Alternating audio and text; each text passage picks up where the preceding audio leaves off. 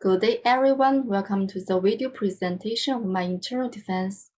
My name is Fangfang, and my supervisors are Professor Ma Liu and Professor Zheng Wen. I'm so excited to share my research with you. The title of my PhD dissertation is Approaches for Improving Robustness in Project Scheduling with Uncertain Duration, Proactive and Reactive Perspectives.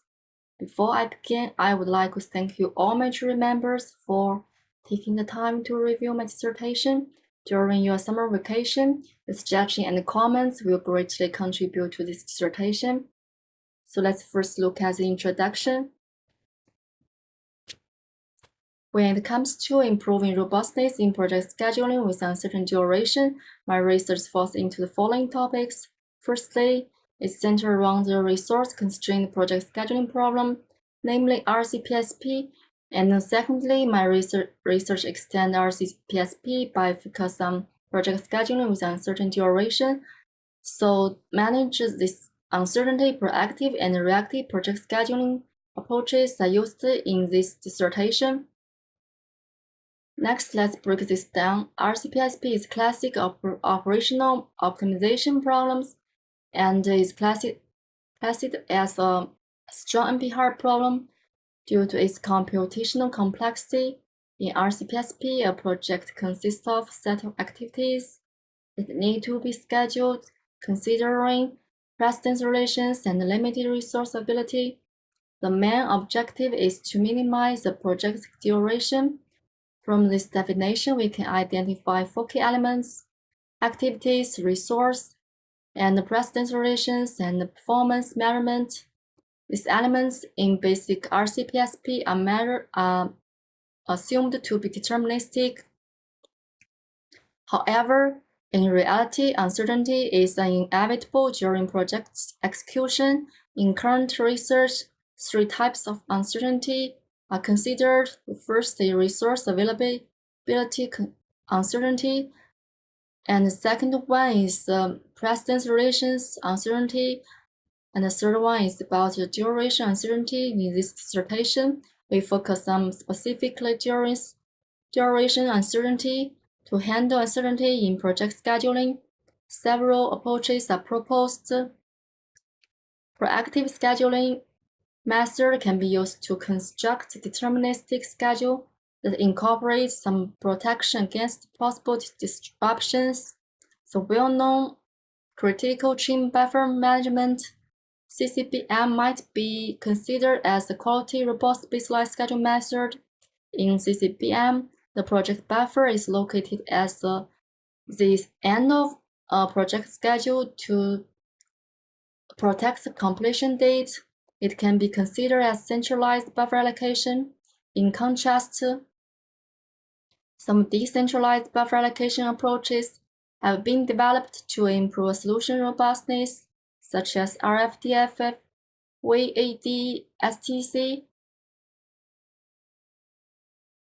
The reactive scheduling action may be based on various underlying strategies, such as simple techniques, and other alternatives such as completing rescheduling, activity crashing, and contingent scheduling also can be considered as reactive method.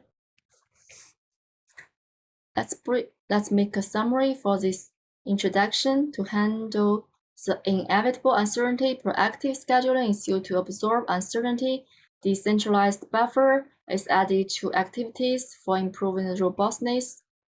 So in Chapter 2 and Chapter 3, we focus on how to buffer activities in proactive phase. In Chapter 4, we focus to the reactive scheduling method to deal with disruption. Chapter 2, a buffer allocation evolutionary algorithm for resource-constrained projects with activity clusters. Firstly, let's briefly look at the introduction. As described before, proactive scheduling method is considered effective by using decentralized buffer allocation for enhanced solution robustness. A number of procedures have been developed, including priority rule-based heuristic and stochastic meta-heuristic algorithms. While multi-heuristic algorithms have the benefit of producing high-quality solutions, but they often lack generalization and flexibility. Priority rule-based heuristics such as STC have been developed. The advantage of using priority rule is their good scalability and ease of performance. Therefore, in this chapter, we propose a decentralized buffer allocation problem to determine the buffer size. 3 steps are involved. In the first step, an initial unbuffered schedule is generated. A second step is to cluster activities. In this chapter, we decide to cluster activities with similar characteristics so that buffers are sized in the same cluster based on the same priority rule. We use the common cluster method bisecting k-means algorithm.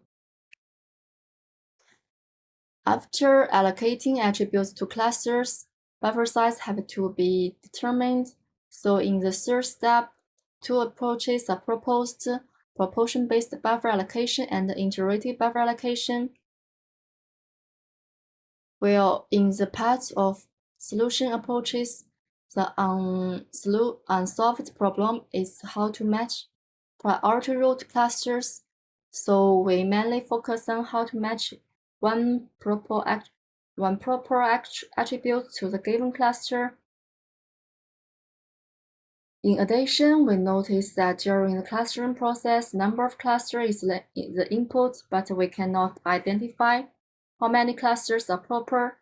Therefore, to examine the number of clusters, we generate multiple types of clusters to solve multiple buffer allocation problems for a project instance. As a result, we develop a multifactorial evolutionary algorithm, MFEA, to resolve multiple buffer allocation problems. At the same time, on the right-hand side, there's an overview of MFEA. Solution in MFEA is defined as a permutation-based list with a high-dimension solution. 3 types of decoding methods are proposed: order-based decoding, number of common activity-based decoding, distance of cluster centroid-based decoding.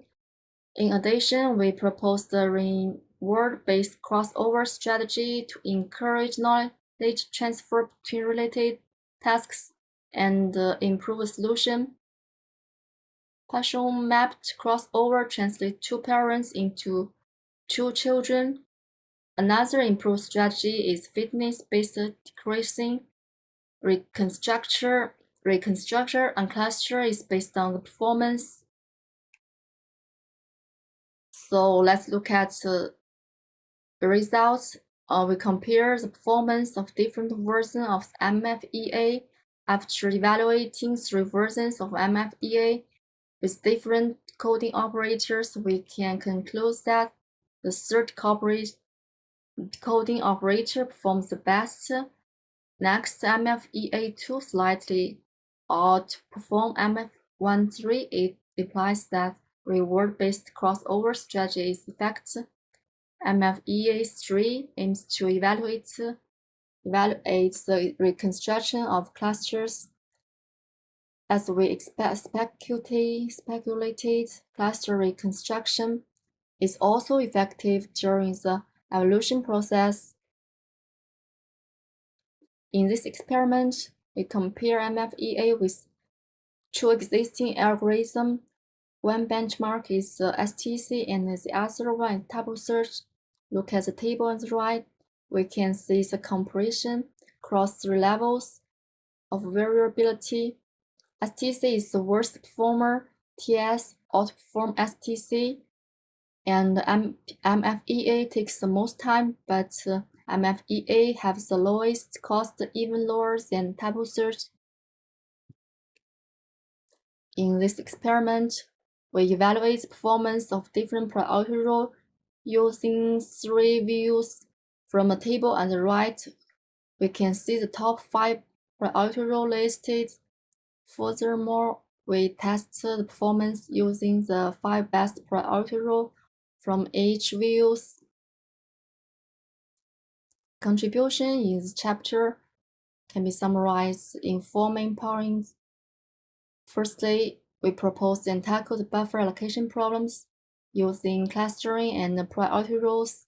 Moreover, we introduced 37 priority rule. After assigning priority rule to the cluster, we employ two buffer allocation to determine the buffer size.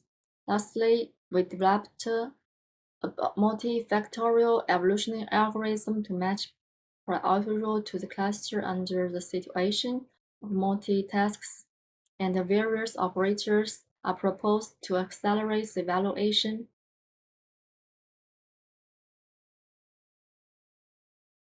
Chapter 3, a comparison of different clustering algorithms for the project buffer allocation problem.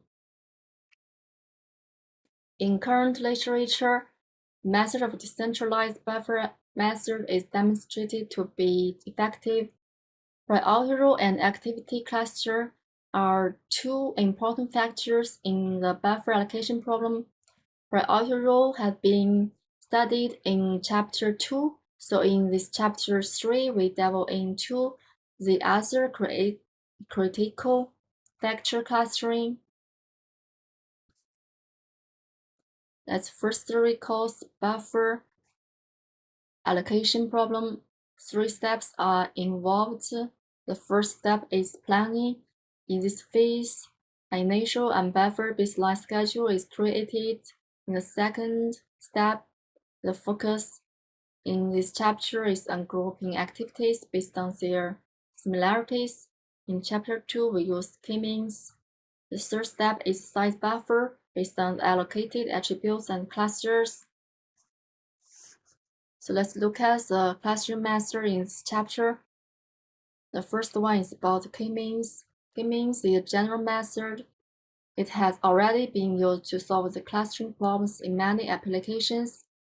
K-means is well known for its flexibility and efficiency, but the disadvantage of k-means is that there are many parameters that impact the quality of the clusters in case that the information could be relevant to the clustering decision. The second clustering method is rank order clustering. This method involves identifying attributes that best represents each activity. The third one is about criticality clustering. Among the various attributes proposed in Chapter 2, some might be redundant or intertwined. We focus on critical attributes to cluster activities. Based on the finding from Chapter 2, three key attributes are identified: activity duration, resource rated, and new network attributes. Using these three critical attributes, we apply single linkage clustering to group activities. The last one is network clustering. In previous three clustering methods, unrelated activities in terms of precedence relations might be grouped into one cluster.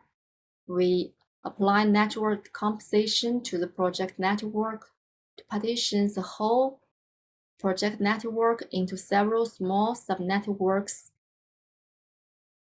During a three-step buffer allocation problem, matching priority rule to cluster is essential. In Chapter 2, MFEA is an effective algorithm for multitask problems, but its benefits are not fully used when dealing with a single task. Rank order clustering method outputs single types of cluster, so we can consider it as a single task problem. In this case, MFEA is not as effective. To address this, we adapt MFEA and develop a multi-population multifactorial evolutionary algorithm, MPMFEA, to make it effective for both single buffer allocation problem and multiple buffer allocation problems.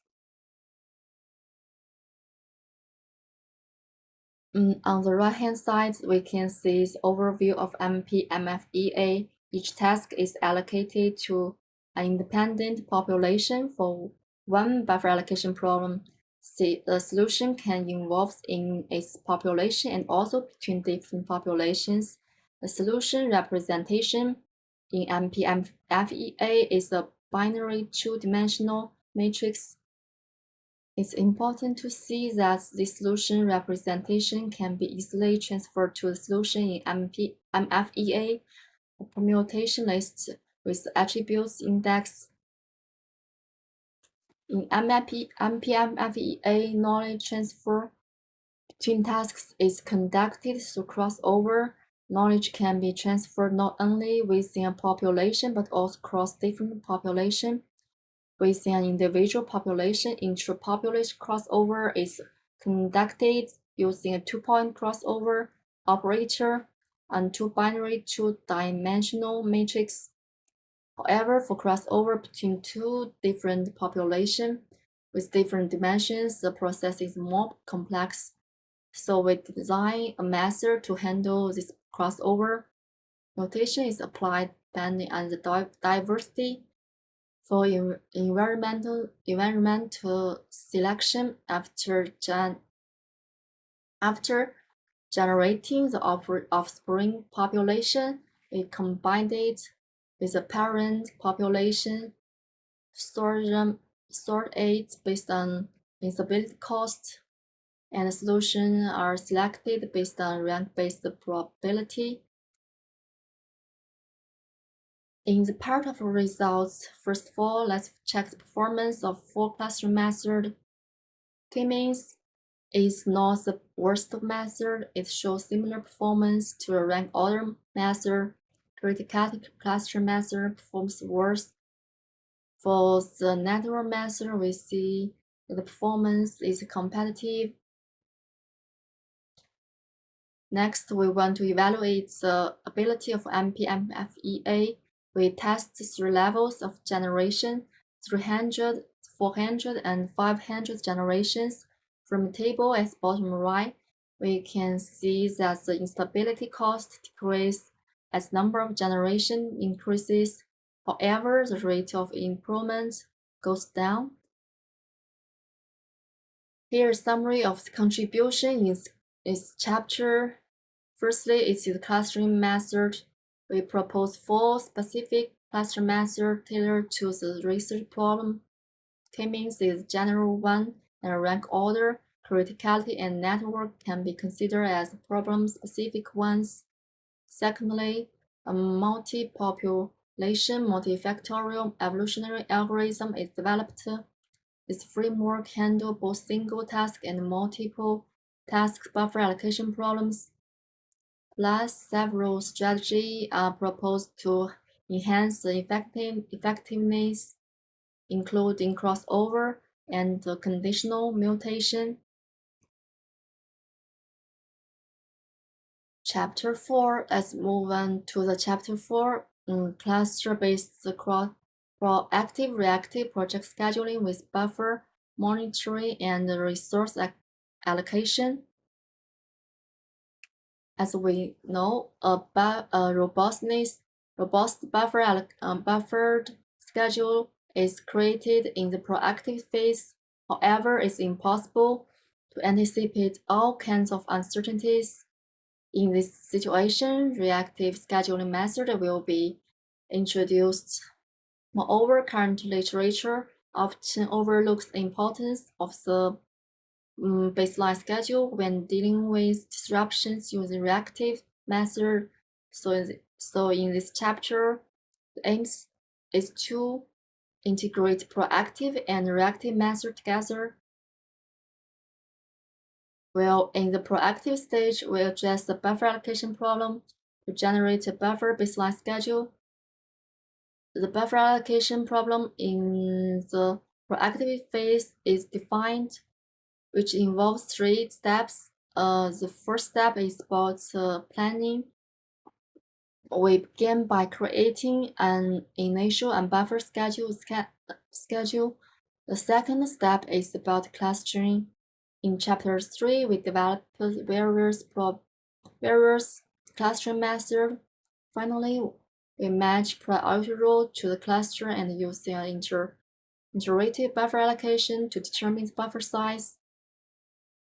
Finally, we construct a robust buffer baseline schedule, which serves as the input to the reactive stage. In the reactive phase, in order to handle disruption during project execution, we propose two types of buffer strategies: time buffering and resource buffering. Let's first look at time buffering. A cluster-based buffer consumption estimation scheme is proposed to predict future buffer consumption for unstudied activities. Firstly, collect execution information. During the project execution, we gather relevant data and define a protective coefficient of buffer. PCB indicator. This indicator reflects the buffer protection against uncertainties and provides a clear measure of uncertainty patterns.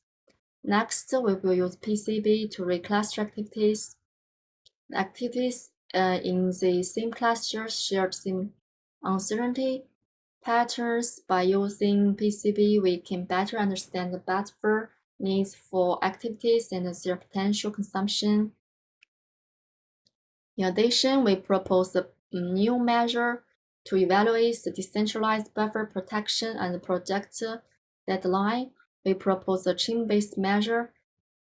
We calculate buffer protection iteratively along each chain, starting from the head activity. We evaluate buffer protection it provides to itself and to its preceding activities. This process continues until we reach the end activity of the chain. After evaluating the buffer protection for the project deadline, if time buffer are efficient to ensure the project deadline, a resource buffer strategy is activated. A resource buffer strategy invests additional resource on the selected activities. A resource buffer is invested on the activity that this activity are allocated in the defined period recovery time window. A bi-objective optimization model is constructed with the following objectives and constraints. The first equation is to minimize total cost. It consists of two components. One cost is expected instability cost, and the other one is invested resource costs. The second equation is to maximize buffer protection of deadline.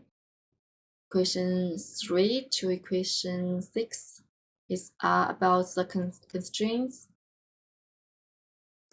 To resolve the bi-objective problem, we develop a two-stage procedure. In the first stage, a multimodal, multi-objective genetic algorithm is developed to trade between two objectives by using time buffering.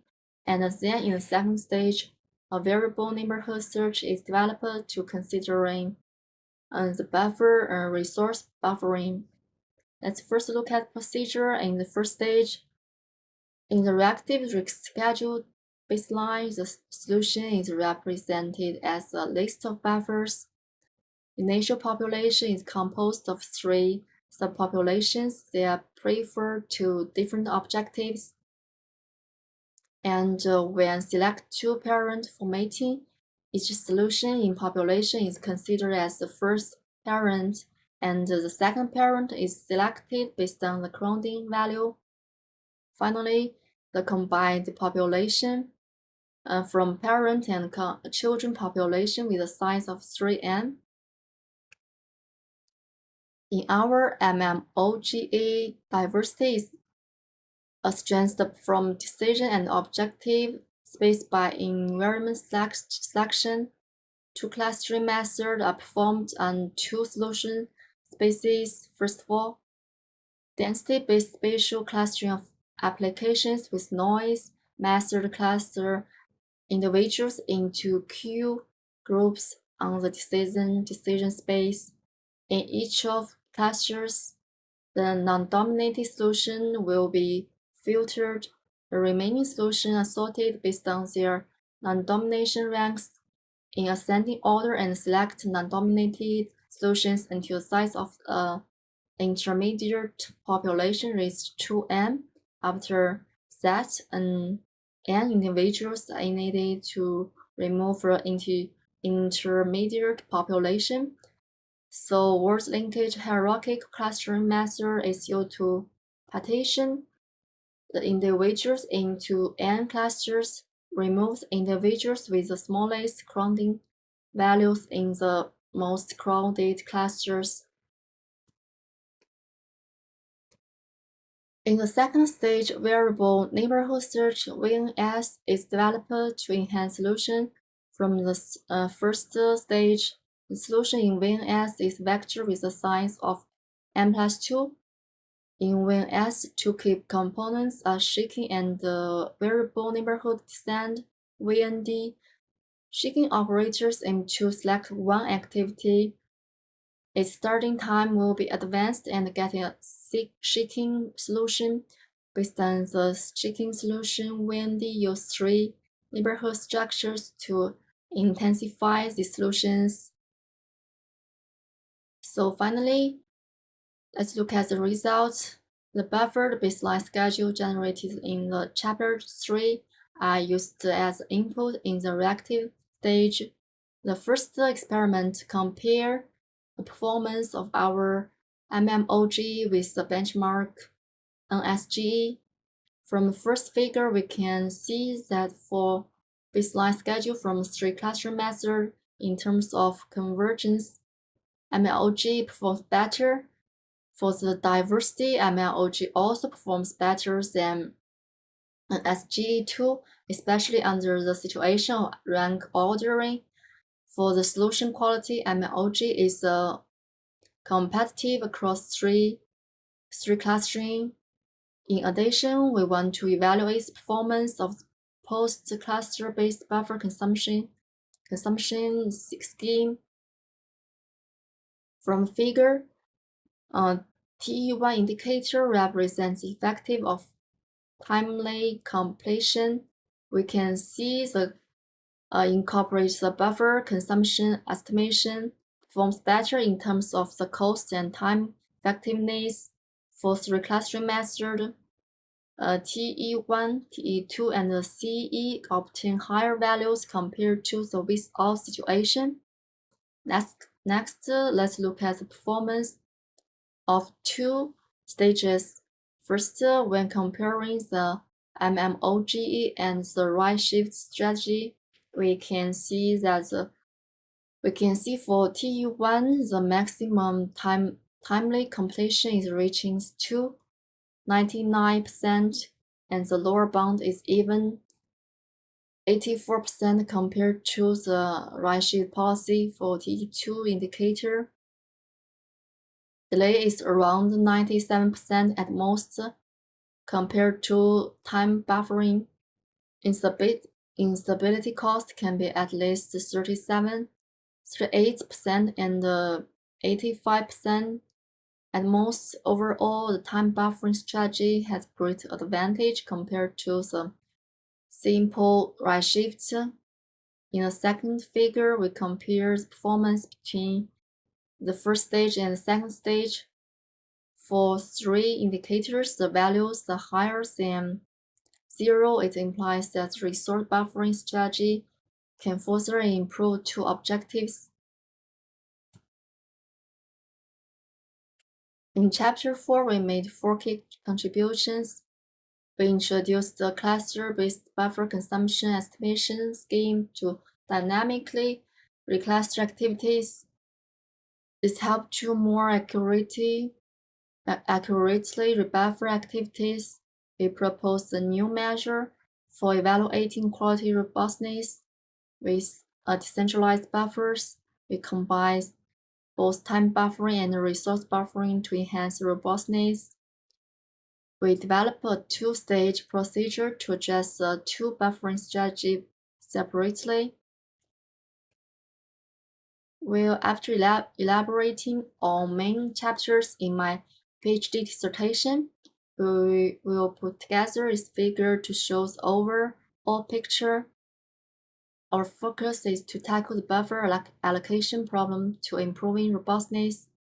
In a proactive phase, we focus on creating a buffer allocation robust buffered baseline schedule. Chapter 2 starts by defining the buffer allocation problem using a three-step methodology. And chapter 3 follows up chapter 2, focus on the clustering method. Then we move on to the reactive phase where the project is in a dynamic situation. Time buffering and resource buffering strategies are used to improve the robustness. In considering future study, I've identified 5 promising directions. Firstly, we want to incorporate dynamic variability of duration into proactive and reactive scheduling framework. When developing new products, the variability in activity duration isn't constant. It tends to decrease, so it could be really interesting to look into incorporating this decreasing variability into project scheduling framework. Next up is intra-project learning. This means learning from similar tasks within the same project to improve performance. By using the knowledge gained from completing tasks, we can execute similarly task work more efficiently. Future research can be focused on balancing the time invested in learning and the benefit of reduced variability for future tasks. Another key area is about integrating flexibility into reactive scheduling. In my dissertation, the aim is to improve robustness in project scheduling, but robustness and flexibility are related but tackle different aspects. So future research can explore how flexibility impacts project execution and investigate the relations between robustness and flexibility. Then there's the idea of composite priority roles using machine learning method. In our buffered allocation problem, we propose a set of direct priority roles. However, many of them may be highly intertwined, making cluster method based on these attributes less effectiveness. So improving this aspect using machine learning could be a significant advancement. Last one I'm thinking about is to construct a connection between the project instance and the robustness. This idea comes from a challenge in my dissertation, and the measure of stability or instability cost is calculated through extensive simulation.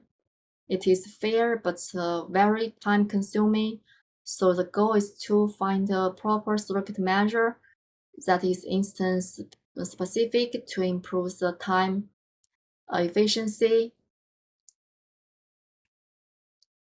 This covers the main parts of my research. Thank you for taking the time to listen to my presentation. I'm looking forward to your questions and feedback. See you!